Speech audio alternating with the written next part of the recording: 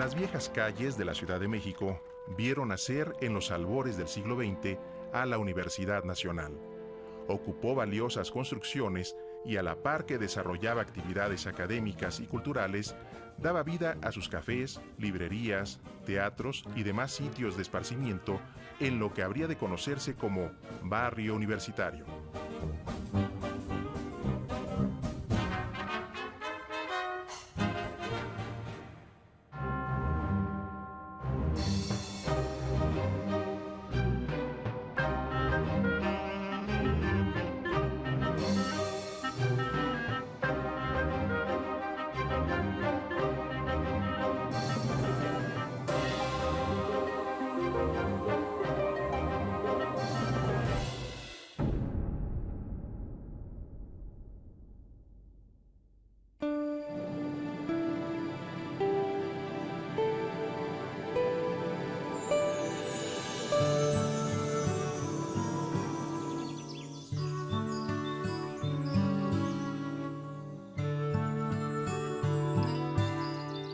Esta hermosa construcción es conocida como Casa de los Mascarones. Se encuentra ubicada en Ribera de San Cosme, antes la histórica calzada de Tlacopan. Era una de las 4 que unía México-Tenochtitlan con tierra firme. Por aquí se dio la célebre huida de Hernán Cortés con sus huestes tras la derrota que conocemos como de la Noche Triste. En este lugar que estaba afuera de la ciudad, muchas familias opulentas durante el virreinato construyeron sus casas de campo. Esta era una de ellas. Ya en el siglo XIX la ocuparon diferentes instituciones educativas, entre otros el Liceo Franco Mexicano, el Instituto Científico de México y la Escuela de Maestras. Un siglo más tarde pasó a manos de la Universidad Nacional, la que instaló en este lugar los cursos de verano, la Escuela de Música y la Facultad de Filosofía y Letras. Esta la ocupó hasta mediados del siglo XX, en que se trasladó a Ciudad Universitaria. ¿Vamos a visitarla? Nadie sabe a ciencia cierta quién fue el artista novohispano que construyó Mascarones. Pero la Casa de los Condes de Orizaba es un extraordinario ejemplo del estilo barroco churrigueresco mexicano del siglo XVIII, que se conserva como una de las joyas de la colonia Santa María la Ribera y del patrimonio universitario. Muchos especialistas han valorado la fachada de Mascarones como una de las más bellas de la época. En ella se invirtió la considerable suma de 100,000 pesos oro y está concebida como un rectángulo alargado decorado con un elegante trabajo de almohadillados de cantera. El portón de la entrada se ubica al centro de la fachada y el marco de la gran puerta de madera termina en un arco de atractivas molduras donde los trazos curvos cambian de sentido al chocar con ángulos rectos.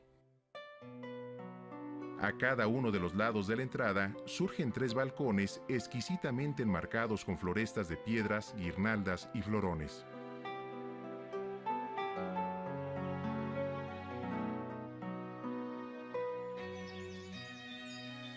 Viejas litografías muestran la residencia rodeada de jardines y de un huerto en la parte posterior. Al paso de los siglos ha sufrido muchísimas modificaciones, pero afortunadamente conservó la fachada, que es una de las mejores muestras del barroco que caracterizó los mediados del siglo XVIII, con la columna estípite, que tiene una forma como de pirámide truncada. En este caso, además, muestra como parte de la columna unos jóvenes muy elegantemente ataviados, que sostienen en la cabeza los capiteles. Y sobre los balcones asoman unos rostros, lo que seguramente le dio el nombre de la Casa de los Mascarones.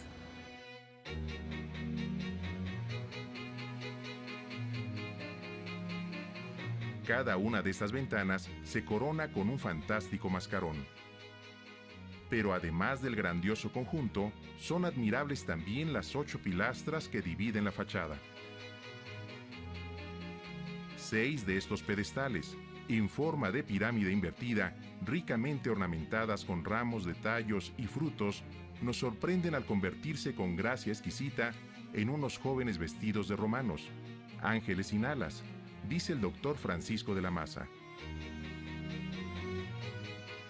Si de grandes detalles está hecho el arte, Mascarones es una muestra fehaciente de ello.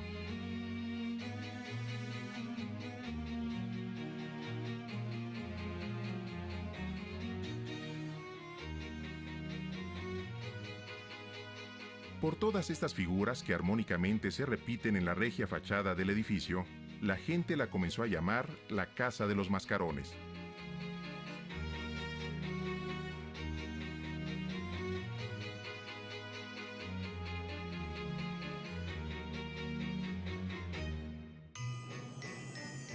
Pero su momento culminante se inició hacia 1935, al convertirse en sede de la Escuela de Altos Estudios y posteriormente en la Facultad de Filosofía y Letras de la Universidad Nacional Autónoma de México.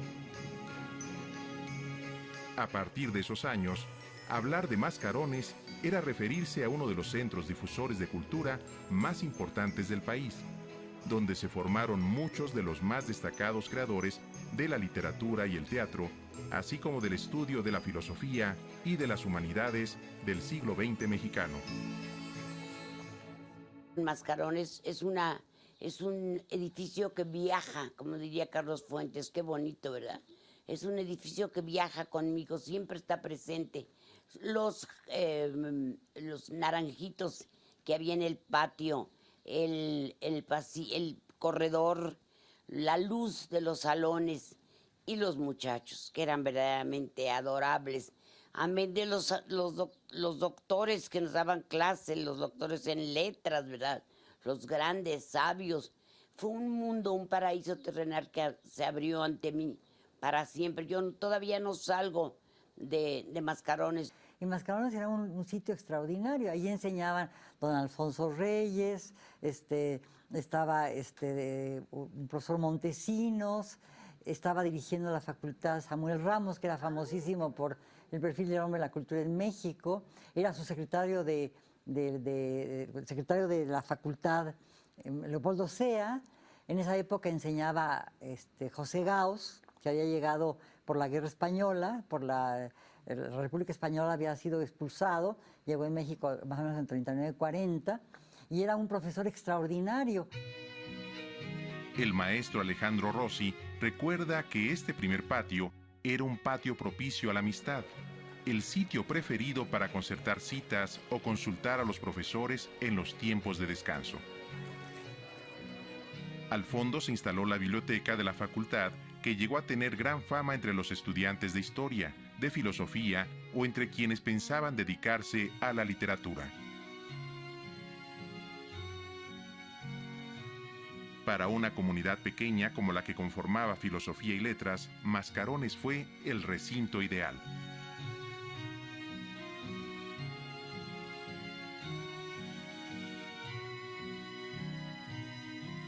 Adentro de Mascarones, en una especie como de subsuelo, que uno bajaba, y era, pero fascinante, ¿no? Porque ahí se discutía de filosofía, se discutía de arte y se coqueteaba, ¿no? Entonces era muy, muy, muy impresionante. Una cosa que recuerdo con mucha nitidez es la entrada una vez de Ida Rodríguez Prampolini, que era una belleza impresionante. Era una facultad de gente bella. Para mí fue, repito, la entrada al paraíso terrenal, en donde encontré a los jóvenes más guapos de la tierra, que eran los españoles, y los más chocantes. Eran pesadísimos, nos veían así. Mira, Luis Ríos pasaba así como en un carro alado y no te volteaba a ver. Oye, qué pesado. Todos eran guapísimos, claro. Y a nosotros se nos iban los ojos con las polviaditas, que eran las viejitas que tenían la tiendita del café abajo en los sótanos. Entonces había un café horrible y unas como polviaditas, como polvorones. Entonces les decíamos las polvoritas, ya te imaginarás por qué. Entonces ahí nos reuníamos, mi grupo, que era brillantísimo y que no le pedía nada al de los españoles. Con tu ven estaba Ernesto de la Peña, que era un sol ya desde entonces, un encanto. No era guapo, pero era con una categoría y un señorío. Estaba Lorenza Martínez Sotomayor, estaban los Ruiz Dueñas, estaban, en fin, un montón de muchachos de primera, que leíamos como locos. Muchísima gente venía de Derecho, por ejemplo, ¿no? A donde estudió Carlos Fuentes, el grupo de Sergio Pitol, Carlos Fuentes, Luis Prieto, que venían a la Facultad de Filosofías porque era el centro cultural de la ciudad, ¿no? Entonces venían de leyes, ¿no? Y coqueteaban, pero al mismo tiempo había discusiones muy fructíferas.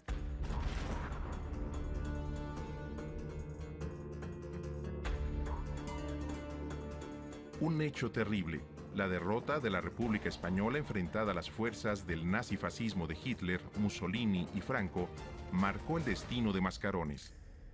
A partir de 1938, jóvenes estudiantes y grandes maestros, provenientes del exilio español acogido por el presidente Lázaro Cárdenas, enriquecieron con sus aportes a esta comunidad de la sabiduría mexicana. Personalidades como el filósofo y ex rector de la Universidad de Madrid, José Gaos, o el prestigiado catedrático y filósofo Joaquín Xirau, así como el historiador y antropólogo Pedro Bosch Gimpera, se unieron a la planta académica mexicana, conformada igualmente por intelectuales y académicos de gran prestigio como el humanista don Antonio Caso, el filósofo don Samuel Ramos o el gran literato don Alfonso Reyes. Aunque no fui alumno, sí visité con mucha frecuencia el edificio famoso y histórico, legendario de Mascarones, para escuchar a grandes expositores mexicanos y españoles, de los que no me tocó ser discípulo, pero de los que fui discípulo posteriormente en la Facultad de Filosofía de la Ciudad Universitaria.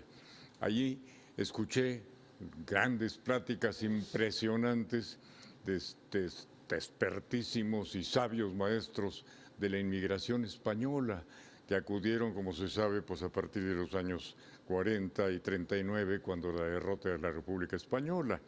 Y los dos principales expositores que escuché en la Escuela de Mascarones, en el edificio de Mascarones, fue el doctor García Vaca, traductor y originalísimo ensayista de cuestiones relacionadas con la filosofía helénica y antigua, y principalmente escuché por primera vez al que fue después durante muchísimos años mi maestro en la Facultad de Filosofía, el doctor José Gaos, el más sabio y eminente de los catedráticos que he visto yo sobre un podio en la facultad.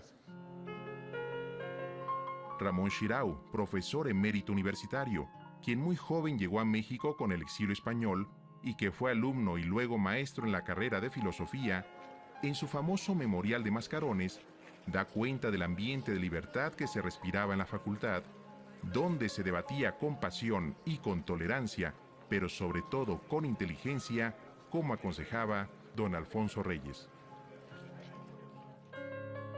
En sus recuerdos está muy presente su transitar por la tranquila ribera de San Cosme y las calles con nombres de flores y plantas, y desde luego por la Alameda de Santa María, donde, según Xirau, iban con sus compañeras de la facultad a platicar, no de filosofía, pero sí tal vez de amores.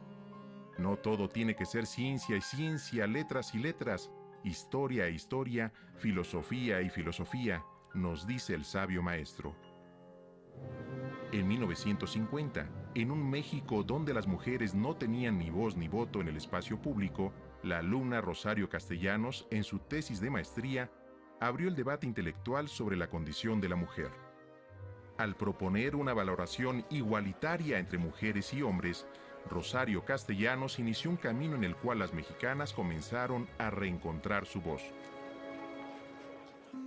En Mascarones, escritoras de la talla de Luisa Josefina Hernández, filósofas como Juliana González, primera mujer que dirigió la Facultad de Filosofía y Letras, especialistas en historia del arte como Ida Rodríguez Prampolini, o maravillosas historiadoras de lo cotidiano, como Clementina Díaz de Obando, entre muchas otras, irrumpieron en campos del conocimiento y la creación que, por su complejidad, argumentaban algunos, se limitaban al dominio de lo masculino.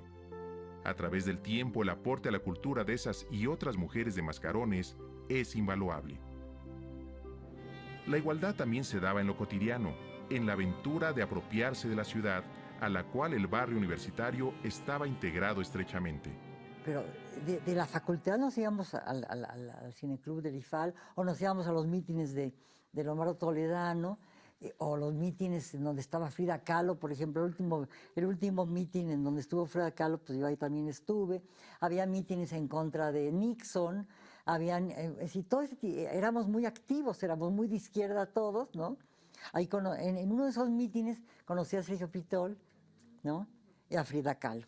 A la menor provocación nos salíamos de las clases a las 5 o 6 de la tarde y nos íbamos a bailar a todos los tugurios que había por San Juan de Letrán. Chun, chun, chun, chun. Era cuando nosotros decíamos que los muchachos bailaban con unas niñas tan elegantes que sin saber qué es lo que estaban diciendo, pero por repetir las novelas les decían, quémate en este fuego, hazme el favor. Aquel montón de niñitas casi con el uniforme del colegio todavía, no. Llegaban unos cinturitas así como ahí por la 1 de la mañana con unos trajes de rayas, con el pelo muy envaselinado y sacaban a bailar a Lorenza. ¿No quiere usted dar esta pieza? Con aquellas caras, con la Scarface y todo, ¿no? Y Lorenza se aterrorizaba, pero todos la paraban. Así, ándale, ándale, no seas ranchera. Entonces ya se empezaba a bailar con el cinturita y no, muy, muy divertido.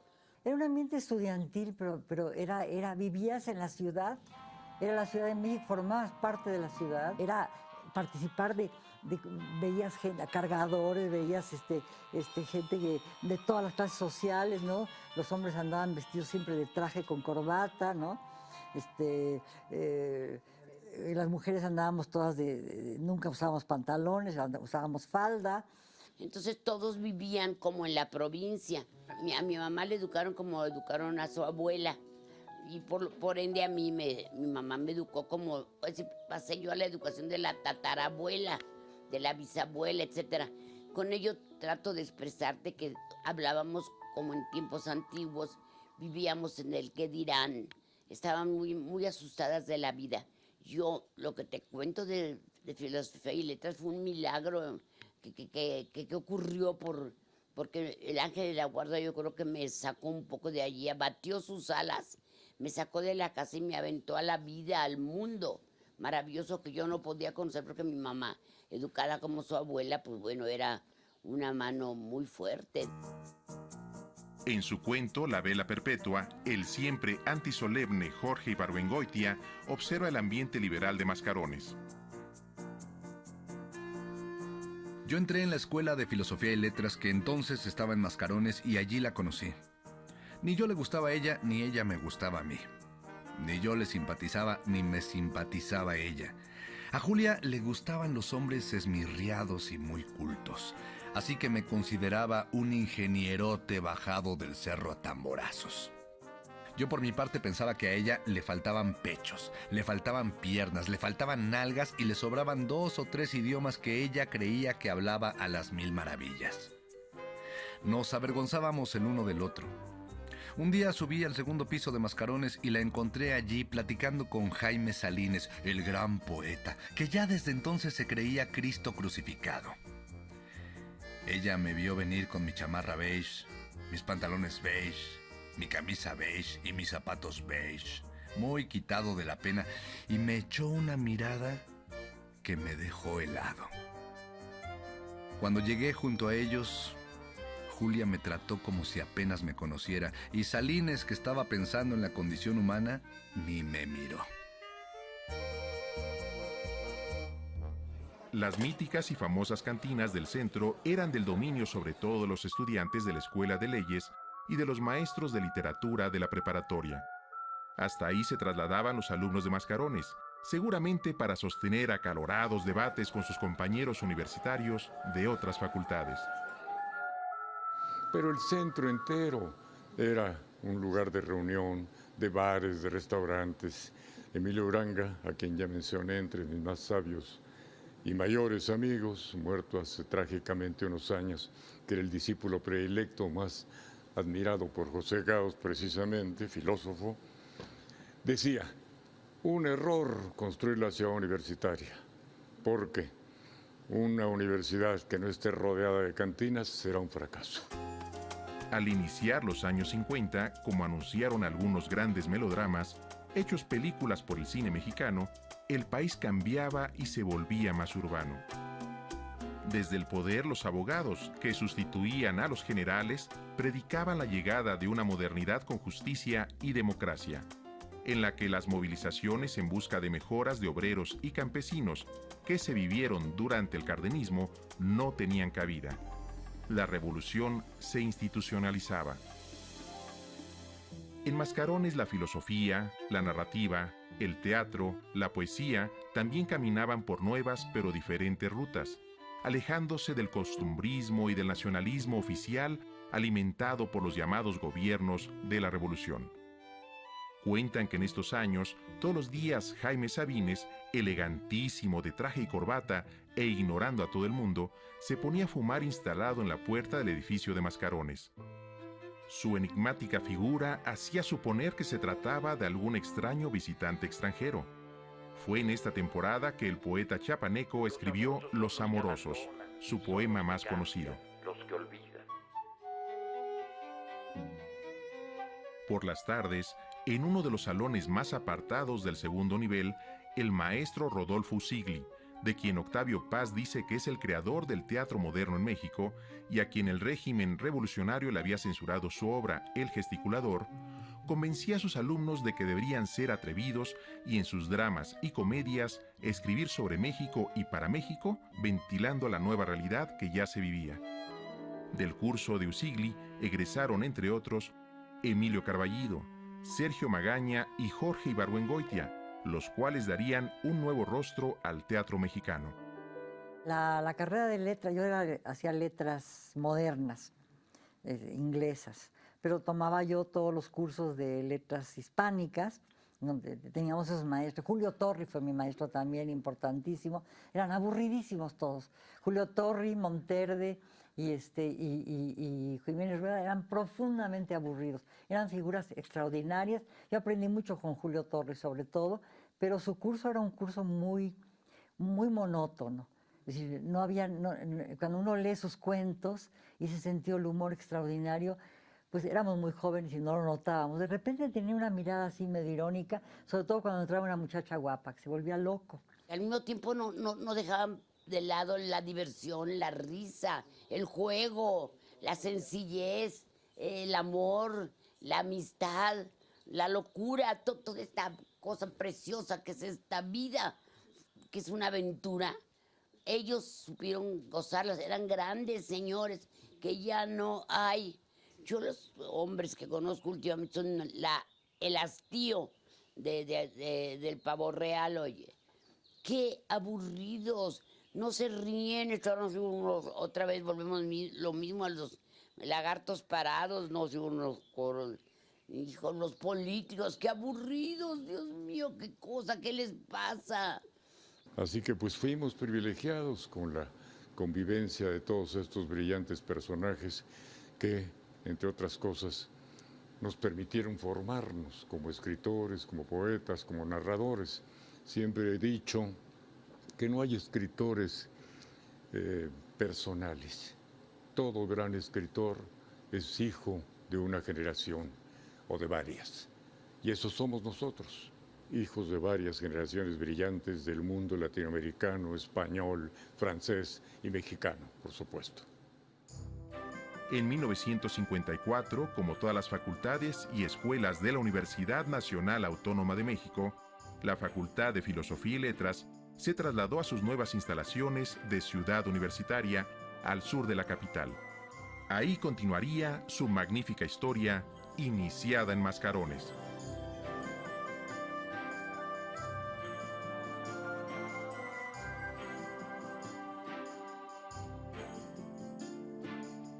Muchas historias guardan estos muros. Han visto pasear a personas lujosamente ataviadas que asistían a las fiestas que a mediados del siglo XVIII daba el conde de Orizaba, el primer dueño. Ya en el XIX podemos imaginar a los severos jesuitas que dirigían el Instituto Científico de México y más adelante a los profesores franceses del liceo. ¿Y por qué no imaginar también a esas jovencitas que venían ilusionadas a estudiar para ser maestras? En el siglo XX, que ya era de la Universidad Nacional, a los cursos de verano asistían los extranjeros, que seguramente se han de haber deslumbrado con la belleza del edificio. Y también seguramente paseaban por aquí los estudiantes de la Escuela de Música con sus instrumentos. Y desde luego los estudiantes de la Facultad de Filosofía y Letras, que como ya vimos, guardan maravillosos recuerdos de su paso por este hermoso edificio. La Casa de los Mascarones es uno de los tesoros del cercano barrio universitario.